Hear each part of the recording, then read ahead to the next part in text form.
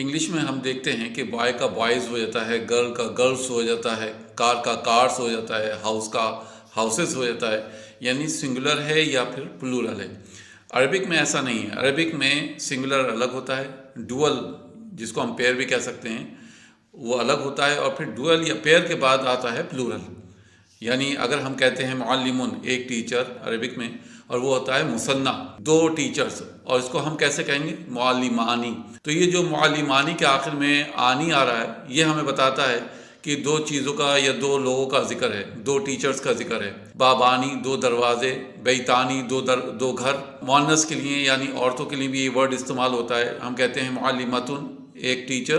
جب ہم کہیں گے معلمتانی تو ہم کہیں گے دو فیمیل ٹیچرز۔ امراتن ایک عورت، امراتانی دو عورتیں، بنتن ایک لڑکی، بنتانی دو لڑکیاں، ولدن لڑکا، ولدانی دو لڑکے۔